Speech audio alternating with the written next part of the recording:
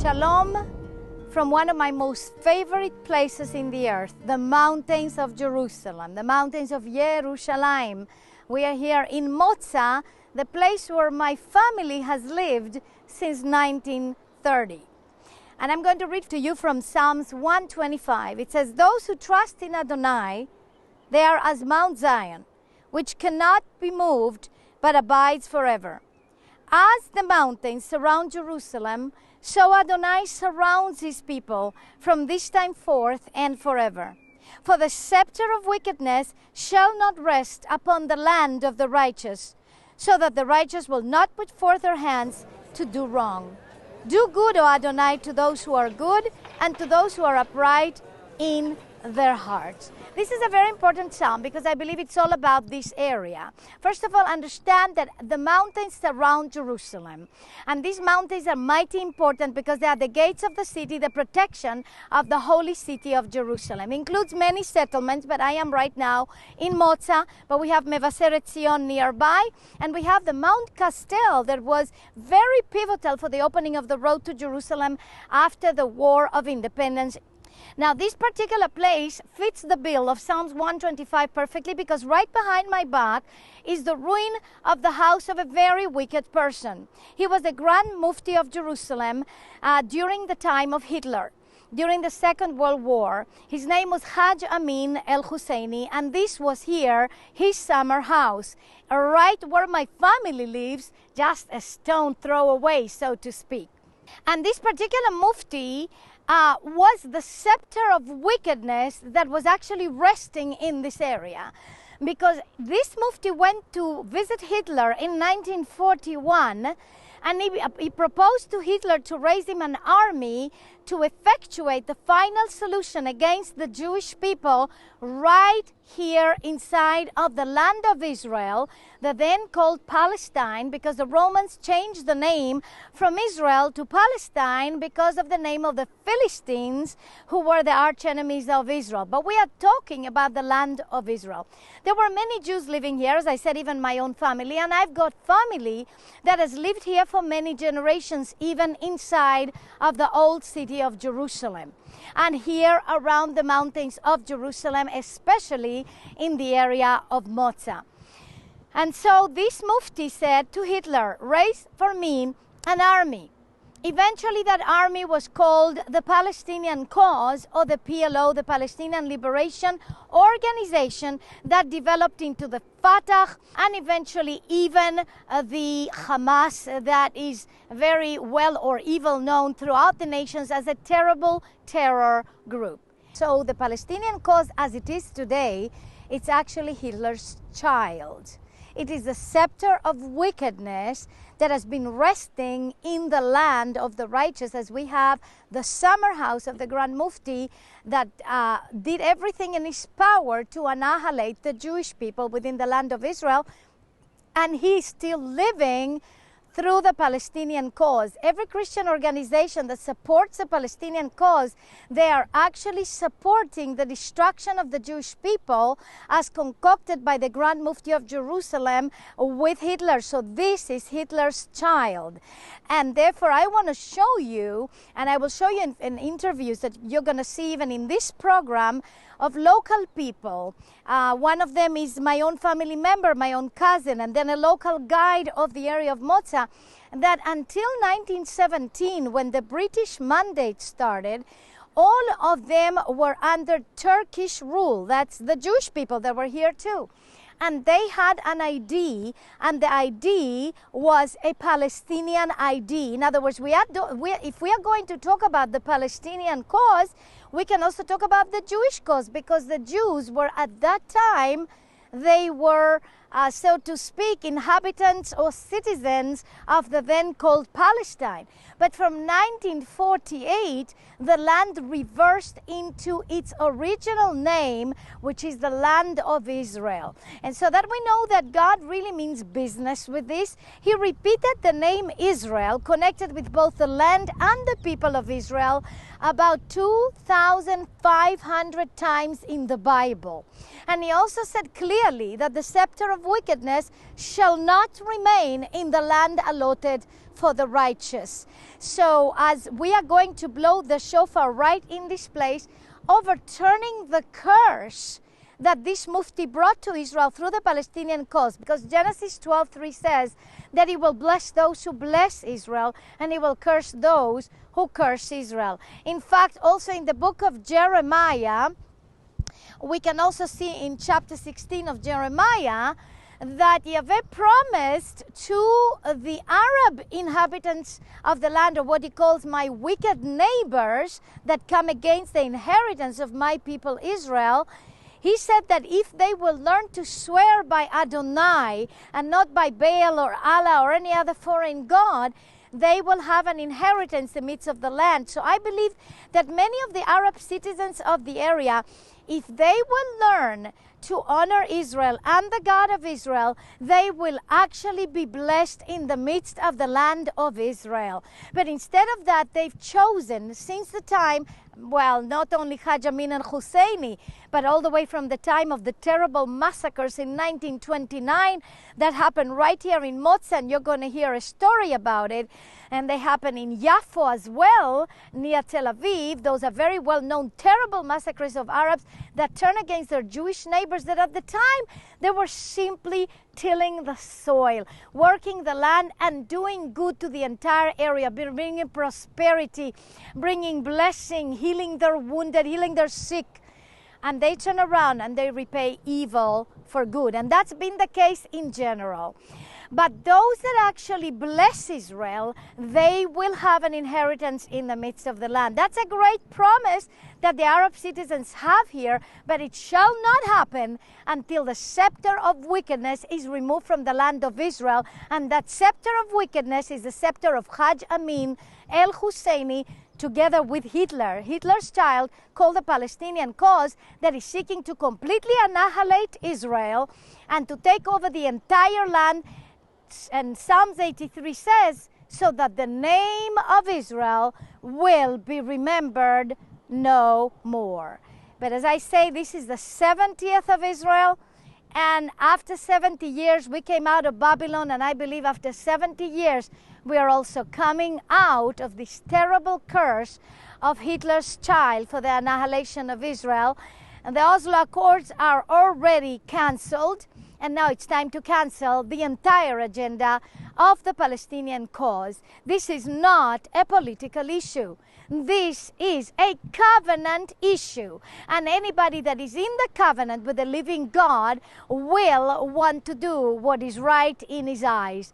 He clearly states in his word that the scepter of wickedness will not remain in the land allotted for the righteous. And that's why the United Nations for Israel is arising right here at the gates of Jerusalem, fulfilling the words of Psalms 125, as the mountains surround Jerusalem, so Adonai surrounds his people. What can I tell you? My heart is swelling with emotion, knowing that my own family has been settling this area already from 1930, and my family has been settling Jerusalem in the Old City generations upon generations. That is my personal blood family. And so praise the living Yah that we are on sure ground, on the Word of God, and rooted on what the people of Israel have done throughout the years to establish the covenant of restoration of the people to the land of Israel. As Ezekiel says, 36:24-28, Adonai will return us from all the lands where we've been exiled, and he will give us back this land, and he will give us a new heart and a new spirit in this land. I have fulfilled that prophecy here, and so is my family fulfilling this prophecy. And I am going to interview Amir Cohen, who is a local guide here. And this is very exciting because Amir, his father, used to have a special identity card before 1917. אמיר, שלום. שלום. אז היה לך, אתה אומר שאבא שלך היה לו תעודת זהות שבו היה כתוב משהו מעניין. He had a special ID. Let's see what ID card you had. אבא שלי נולד במוצא ב-1909, והייתה לו תעודת זהות טורקית. כי הטורקים שלטו בארץ ישראל עד סוף 1917. So in their ID it said Palestine. In other words, the nationality that they had was Palestinian right here, and his father had it, and many others had it as well. In other words, everyone was a Palestinian until 1917 because the Romans changed the name of Israel for Palestine. אז אם ככה כולם היו פלסטינאים פה. נכון, כל מי שנולד בתקופה הטורקית, וכיוון שארץ ישראל נקראה אז פלסטיין, אז לכן גם כל אלה שנולדו פה היו פלסטינאים.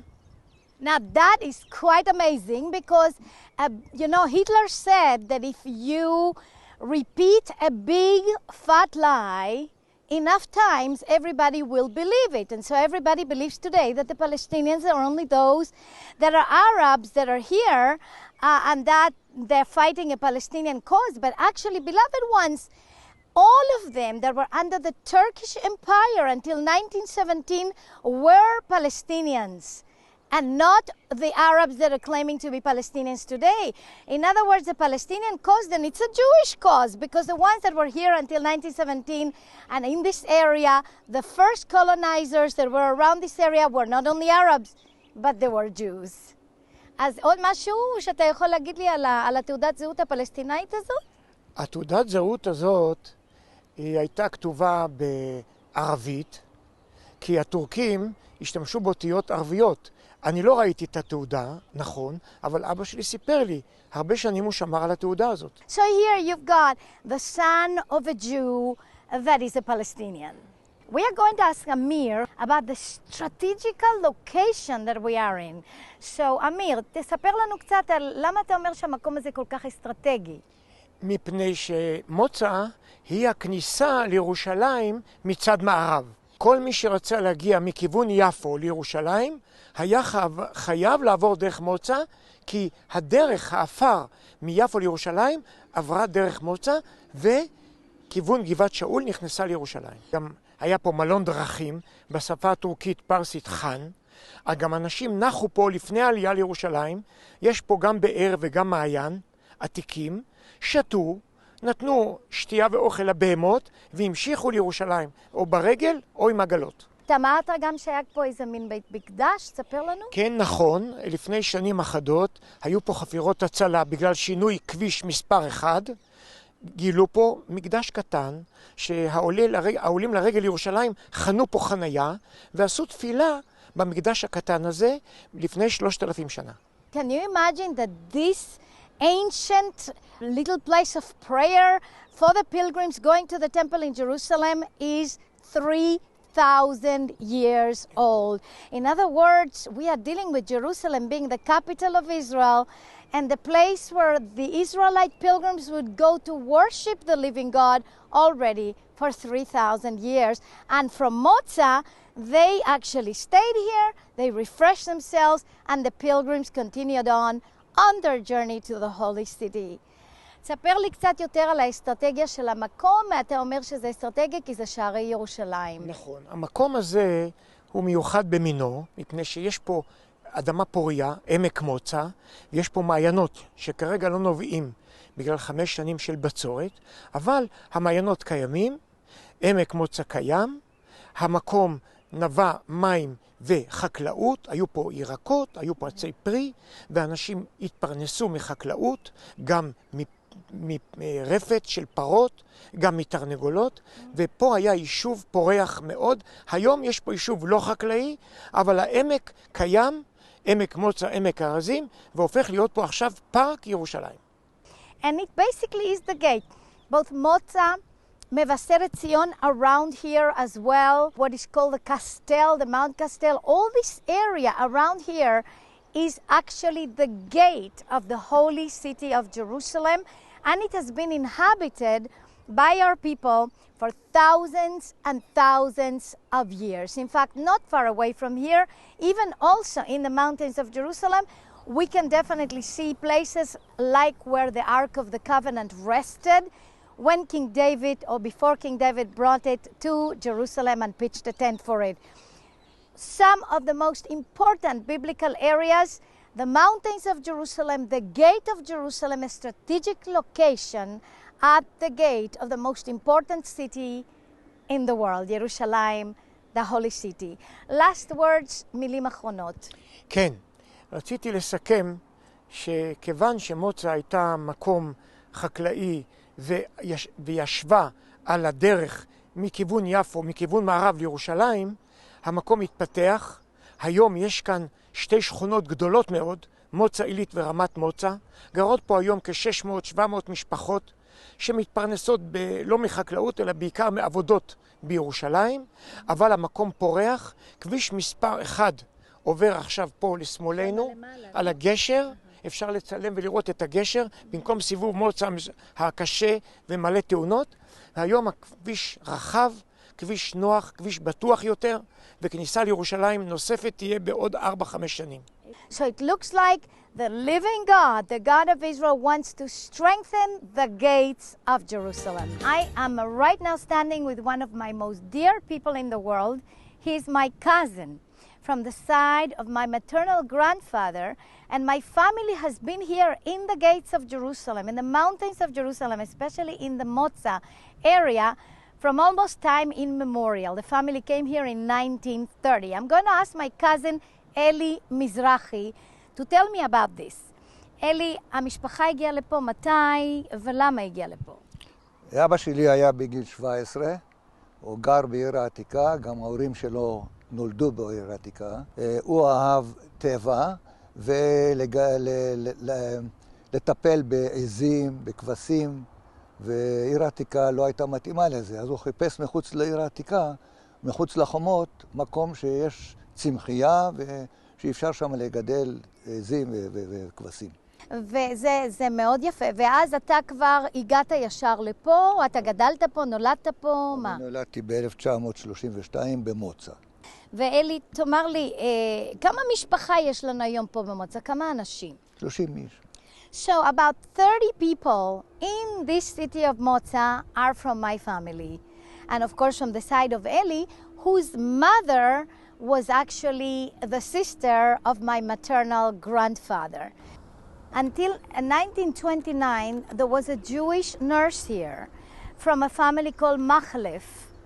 And this Jewish nurse used to take care of the Arab patients of the area. She used to administer medication and healing to them. Okay. ואז הייתה תעמולה מאוד חריפה של ההנהגה הדתית הערבית, והם ירדו מהכפר מקולוניה למשפחה הזו, ורצחו שם, נדמה לי 7 איש, את האישה, את הבעל, ושני ילדים, ועוד 2 אורחים שבאו מירושלים. And the nurses had been doing good to them, and they attacked the family, and they killed 7 members of their family, plus additional guests that were there, repaying therefore evil for good.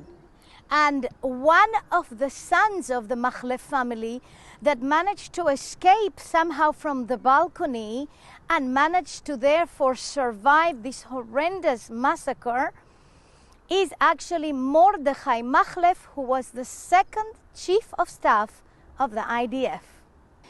אלי, תאמר לי, אתה שירתת במלחמת השחרור, נכון? ב-1948, אז אני מניחה היית בן 16. כן. ספר לי קצת על המלחמה ומה היה קשור למוצא עם המלחמה.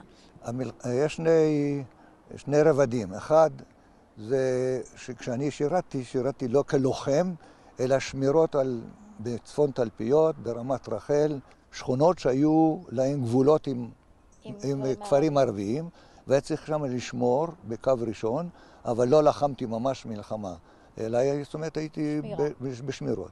עכשיו תאמר לי, ומה החשיבות של האזור הזה בזמן מלחמת השחרור? ככה, מוצא הייתה יישוב, נאמר ככה, בדרך לירושלים, היה לאורך הדרך מבאבל וואד, שזה באבל וואד, כן, היה קריית ענבים, קיבוץ, מוצא ומעלה החמישה. השאר הכל היה כפרים ערביים. עכשיו, במלחמת השחרור, הם בקלות רבה, כולל הקסטל שהם סגרו את הכביש. לא נתנו לשיירות לעלי ירושלים בירושלים. ירושלים הייתה במצור. היו צריכים לפרוץ את המצור הזה. Motza was on the way of that road. קריית ענבים and of course the Castle, where we planted the flag of the United Nations for Israel in Sukkot of 2017. And so this area suffered from this terrible siege. So from Latrun, all the way through the gate of the valley, or Shar Haggai, and all the way to Bab Eluad, the ancient road to Jerusalem, there was such a siege that there was no water coming into the city, well, no food, no ammunition. And the army managed finally, the very young, I couldn't even call it the IDF yet, managed to break through the lines, but it took about 2 years, and the breakthrough happened at the Castle, which is not far away from here where the breakthrough happened. Now, many people died trying to actually open the road to Jerusalem. We're going to ask Eli about this. בעיקר בקסטל היו שתי התקפות מאוד קשות, שבאחת ההתקפות שינה את כל המצב, זה היה כשנהרג עבד אל-קאדר אל-חוסייני.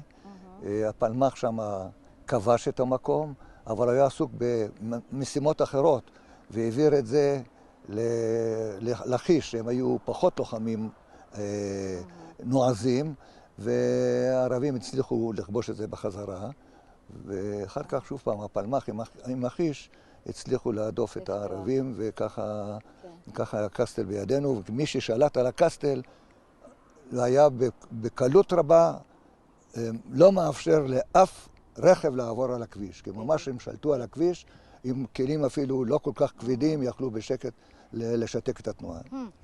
But it was only when the leader of all of the Arab militia that was there, Abdel Kader el-Husseini, who is from the family of the Grand Mufti of Jerusalem at the time, Hajj Amin al-Husseini.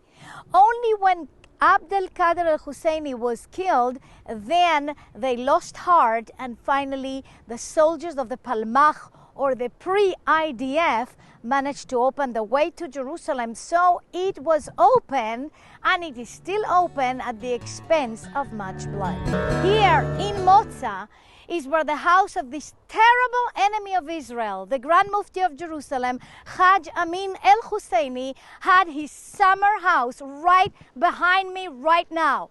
And this is, right above the house, you can see there's a Highway 1, which is the main highway to Jerusalem, that was blocked actually by all the Arab enemies of Israel in 1948, led by a family member of Hajj Amin al-Husseini, Abdel Kader el-Husseini, that eventually was killed by the Palmach, the pre-IDF, and finally this whole area was opened up to Jerusalem. But you can see the house right here at the way in this place, and it's like a block where the Word of God is very clear about. It says the scepter of wickedness will not remain in the land allotted for the righteous. And really this house is like a living testimony, a living witness that the scepter of wickedness had remained in the land that was allotted to the Jewish people for far too long, and was actually causing murder and bloodshed in the area. And today, praise the living God, this house is in ruins and the way to Jerusalem is open. We break the curse that the Grand Mufti of Jerusalem brought here through Hitler for the final solution of the Jewish people through the Palestinian cause. Today, the 70th of Israel, it is overturned in Yeshua's name.